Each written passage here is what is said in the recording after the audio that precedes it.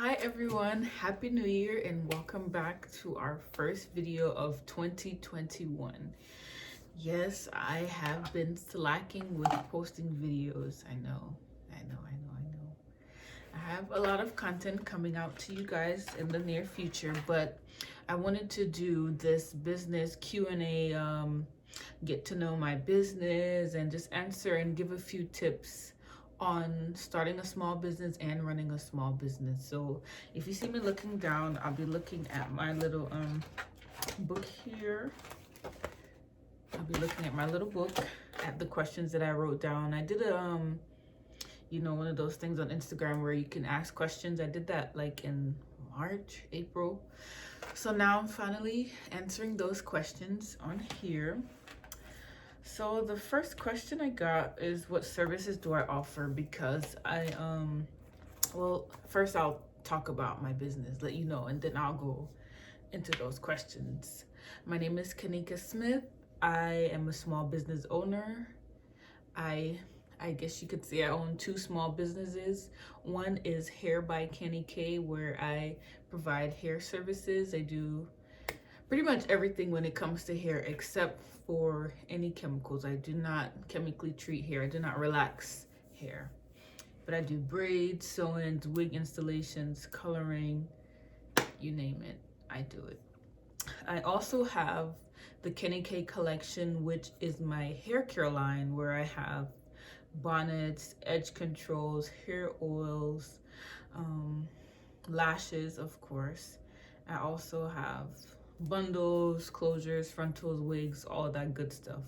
But those are the two businesses that I have. So I guess the services that I offer, I pretty much offer every hair care service except for chemically processing. I do not wash hair. I do not chemically treat hair, so I do not offer those services.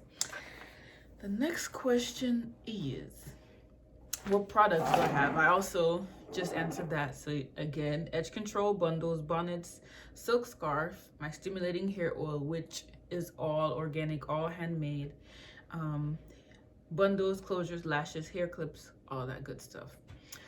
When did I actually start my business?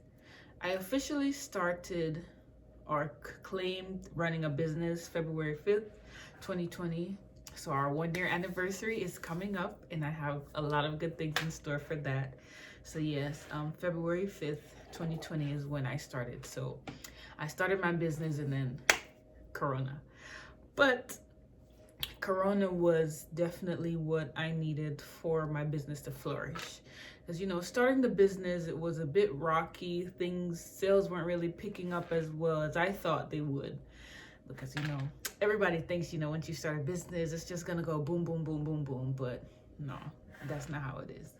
You have a dry patch. I mean, you have some highs, you have some lows, but, everyone starts off slow. So it was slow in the beginning. And then once, everybody was inside during quarantine, my business actually flourished. I got a lot of my sales. I think before I did my relaunch, I think I hit 1K with my business. So kudos to that. I did hit 1K. So what else? What motivated me to start? I always wanted to offer products to my clients, but one question that really pushed me to go, I had a client ask me, she was like, Kenny, you can't get no edge control for my edges because Eco Styler doesn't work for my hair and none of these other edge controls don't work, so could you source an edge control and then I pay it because it's yours, and I would prefer to pay for an edge control from you than from someone else. But I always wanted to sell hair, but I wanted to make sure that I first wanted to visit China and visit the different vendors to actually feel out and test out the hair before I started selling it. But once the consumers start asking, then I have to provide, because that's supply and demand. But going back, the client asked for the edge control, so I started doing my research. I did not buy a vendor list. I did not. So all you small business out there, or people thinking to start a small business, do not if you don't even watch this whole video, do not purchase a vendor list. You can do your own research and find a vendor list online for yourself. Do not purchase a vendor list at all. So I did my research, I found a vendor, I contacted them, send messages back and forth. I did a couple of samples at first. I tested out 2 different edge controls. I have the smaller one and it was a larger one that was scented. I didn't really like the scented one because that left the edges kind of wide and given the residue. So I mean, if people were already complaining of their standard edge control doing that, why would I bring something like that to the market? So the edge control that I sell, it is in a little container here. I don't even have one to show y'all, but I'll insert a video of me using it and client pictures and things like that. But the edge control works. It doesn't leave a white residue. It holds very well.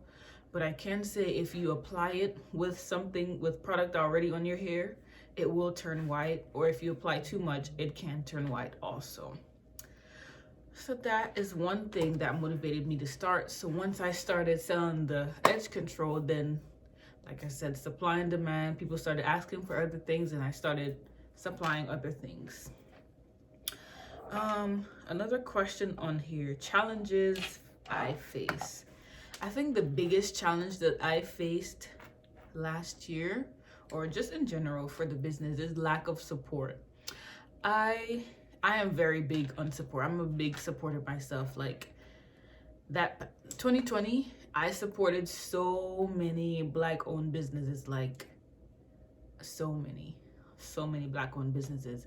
And I cannot say that, a lot of people that I thought would do the same for me did.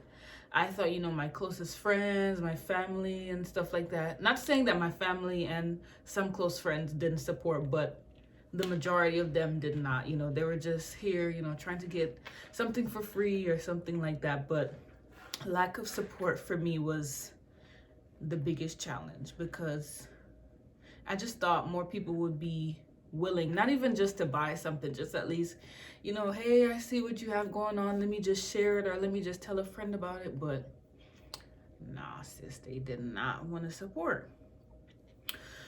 Did I have to go through school to do hair or any of that stuff? No.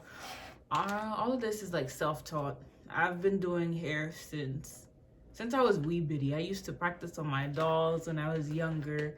And then when I went to the salons with my mom, I would just stare at her stylists, stare at them creepy. But no, I've never went to school or anything like that. I already touched on support. What keeps me motivated? I think what really keeps me motivated is my end all goal, where I see myself. So this also ties in with another question. Where do I see myself in 5 years? I see myself at least owning 2 locations, 2 salons. I don't know what the name might be, but I know it will be a hub for everything. It will be all Black-owned, Black nail tech, Black lash tech, Black esthetician, Black everything, from hair, the whole spectrum. So it'll be a one-stop shop. You have clothes, hair, nails, lashes, massages, you name it. I guess the KenniKay collection will be that for you. So that is, where I see myself in 10 years. So I keep, anytime I feel down, I don't really think I should push this product, or I don't think I should be, pushing the marketing like that. I just think of where I want to be, and I just, okay, you gotta wait back up because you have somewhere you need to be, you have somewhere you need to get, so you gotta snap up, sis. Do you get creativity block? As far as a stylist, not really, because hair is something that's changing every day. Not even every day, every second. Somebody's always coming up with a new style, a new look. So as far as doing hair, I don't get creativity block. But when it comes to content, on the KenniKay collection side, I do get creativity block sometimes, because what I want for my business, I don't want to mimic any other business. I want to be different, because my slogan is enhancing beauty one strand at a time, whether that be literal hair or just, you know, strands of yourself.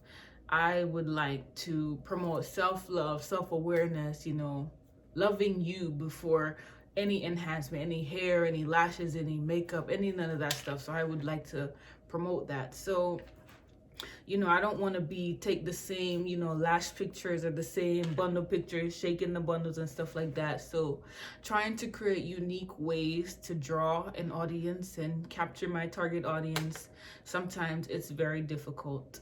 And how I go about dealing with that, I just, you know, I just look at basically what is trending, and I try to see how I can make it different, or how can I make the KenniKay, how can I make this pop for the KenniKay collection without it being this brand, you know? So I think that's how I try to not have creativity block. It says truth about starting a business. What a lot of people don't tell you, they don't tell you that, you know, starting a business is not easy. I'm not gonna say it's difficult, but it does have its challenges. You do have to do a lot of research. A lot of people, like I was saying before about the vendor list, a lot of people just want to purchase a vendor list and go about it.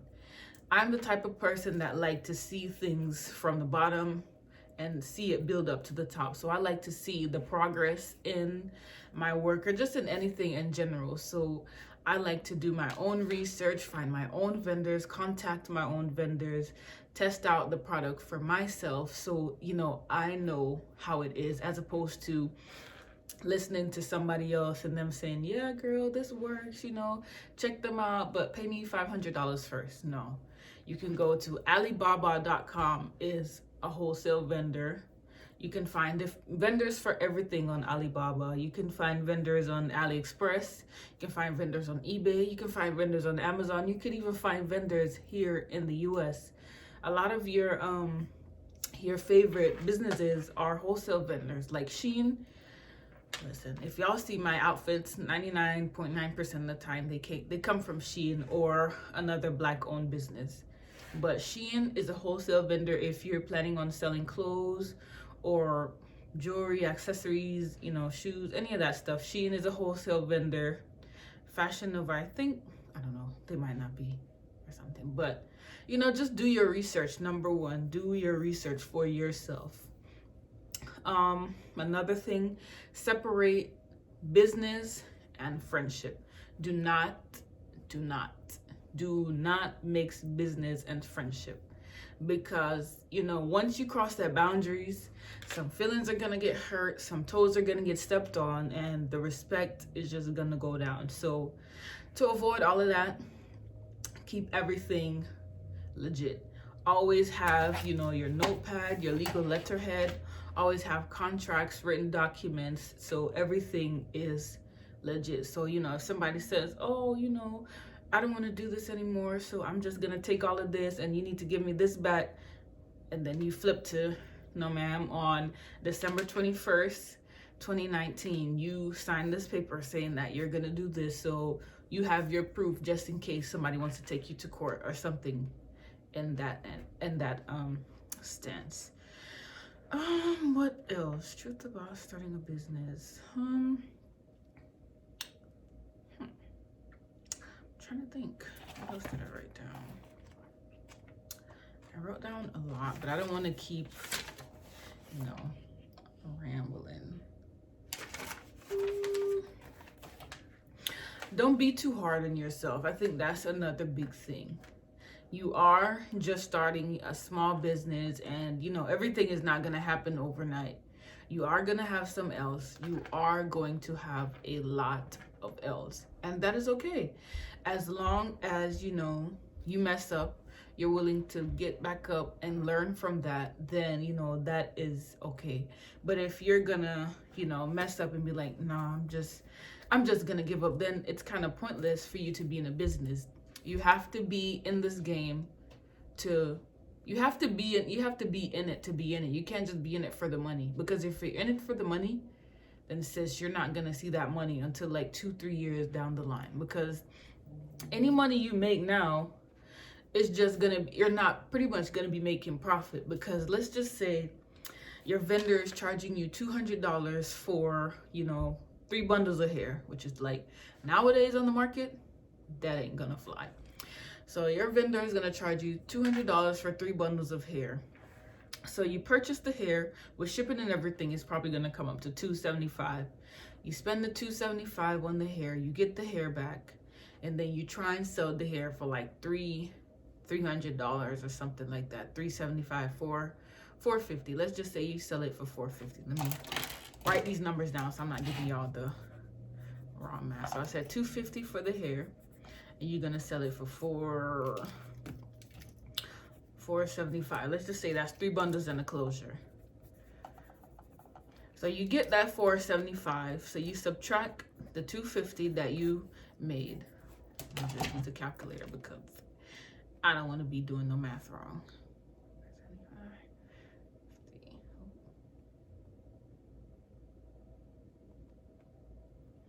Okay, so your remaining balance is $225. So a lot of people might think, okay, so I made $225 in profit. No, sis. So out of that $225, you still have to take out shipping.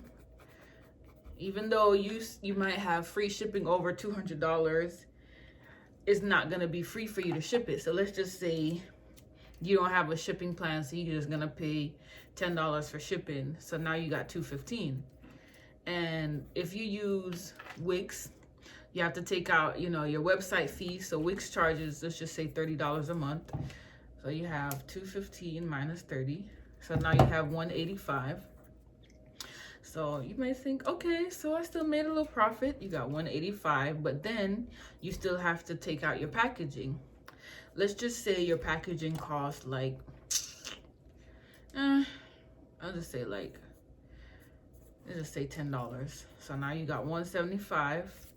Out of that, then you also have to take out, you know, your labor, you making the stuff and you putting the package together and all of that stuff. Or you, let's just say you drive into the post office to deliver your package.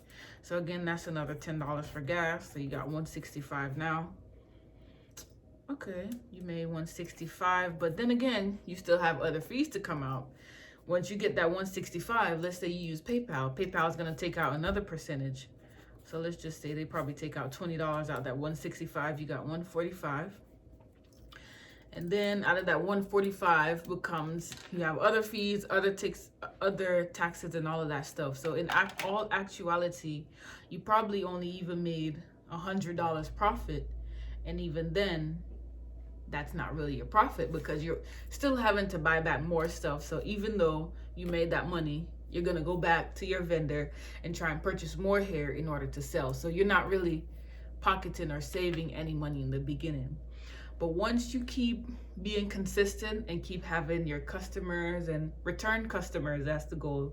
As long as you keep having repeat customers and things like that, later on down the line, you'll see that you're actually getting money to save. But now in the beginning stages, it's not gonna be as easy like that. But do not let that discourage you. You keep going.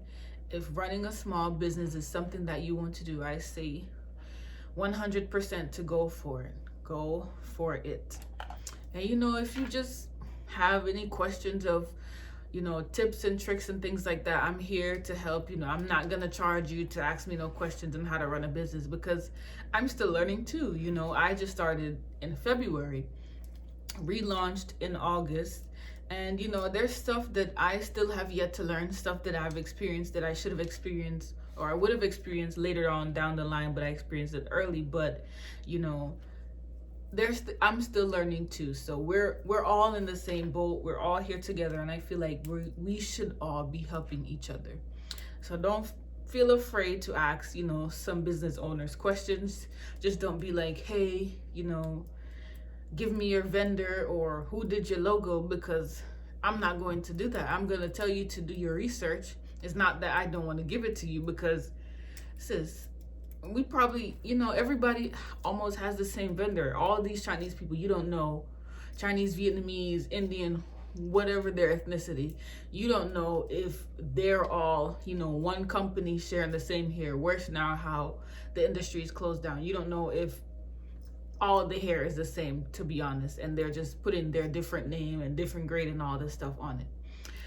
So I would just tell you, do your research. If you have any questions after that, then I'll help you find one and put you on the right path. But I'm not gonna do the work for you, because this is something that you want to do, so you must want it for yourself.